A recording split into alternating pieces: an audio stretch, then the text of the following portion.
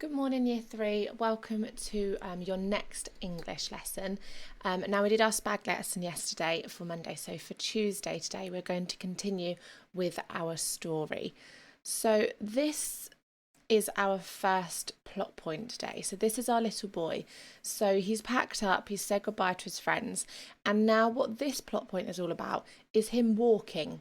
So the family don't have enough money to have a car or to go on a plane. The way that they travel to get to somewhere safer is to walk. And this is something that we find quite often with people that have to flee their countries. So let's have a look at our initiates today. So our first one is what I'd like you to do is in your first box is to come up with a list of other words for walked. So if you pause the video and then come up with as many other words for walked as you can. Okay, so I've only got a couple here and I'm sure you guys have got plenty more, but I came up with strolled, skipped and plodded. Now, one of the things that also happens when people have to walk to find safety is you're not like having a little walk around town. Do you remember when we did our walk around Chartham a couple of terms ago? We are not talking about a short walk like that. We are walking for a really, really long time. And so in our first plot point today, what I'd like us to try and do is to emphasise how long we've been walking for. So what I'd like you to do is to pause the video, have a chat with the grown-ups around you, or have a think by yourself. What could we do in our story to make it really obvious that we have been walking and walking and walking? Pause the video and have a think for me. Okay, so I did give you a little bit of a clue there as well, and you might have come up with some other ideas, but I thought that what we could focus on is repetition, so using our repetition lens here. If we hear something like walking, walking and walking, it really makes it obvious that that's something that's been going on for a really long time, emphasises how long we've been doing it, and this little boy has been walking for ages.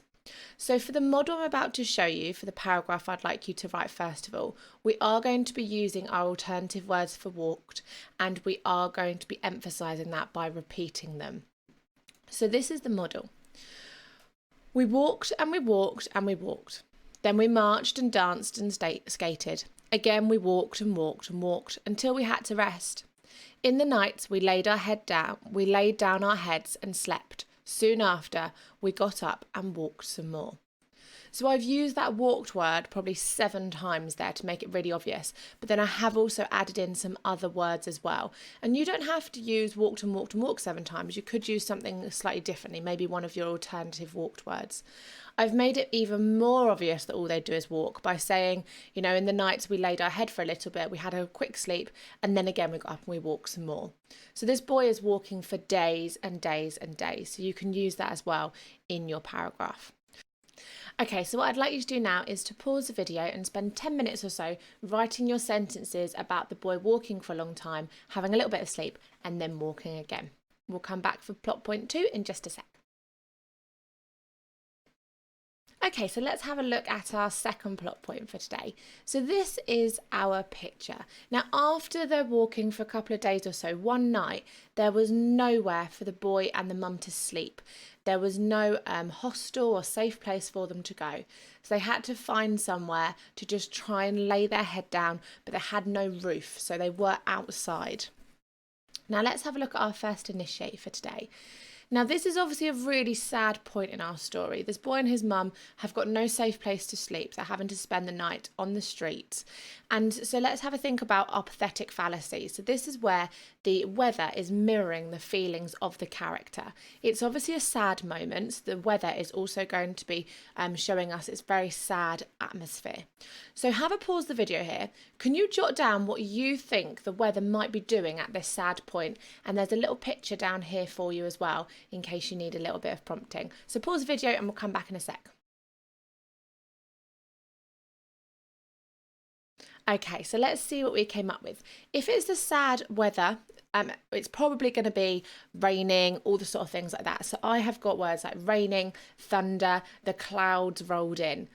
It's going to absolutely chuck it down. It's going to really emphasise that the characters are sad by having this horrible weather as well. And we're going to mirror this with our second initiate for today, which is all about touch. So the boy and his mum are outside. The heavens have opened. They've got absolutely soaked. So now what I want us to think about is what touch words can we use to describe when something is wet? Pause the video here and jot them down in your fourth plot point for me. Okay, so hopefully you've had some chance to come up with some touch words for wet. I have got things like soggy, damp, dripping wet, and I'm sure you've got some other ones as well, but they're all very negative words. Nothing is positive about this. It's all right to be wet for a little bit, but imagine having to sleep like that and then having to get up the next day and go for another walk as well to try and find safety. Right, let's have a look at our model here. So although it wasn't something that I asked for, I did start with a time adverb because that's what is expected now in year 3 to make it more exciting, more interesting. So one night we had nowhere to go. The heavens were pouring down on us and the sky was grey. My heart sank. We had no bed for the night and no cover for our heads. Mummy and I were all alone. Our clothes were soggy and my shoes were waterlogged, but I knew things would get better soon. So this little boy, you as the writer, you are writing as the boy, always trying to be positive. You've left a horrible environment. You know it's going to get better. Just at this moment in time, it's a bit hard. So I've used my pathetic fallacy and I have used my touch words as well. So what I'd like you to do is to pause the video here, again spend 10-15 minutes for me writing your sentences about what the weather did and the fact you got wet. But try and be positive at the end as well, put a little spin on it. That's all you need to do for today. We will be moving on to our second plot point later on. I'm going to pause that there because Harriet, when you edit this, just stop when she says stop.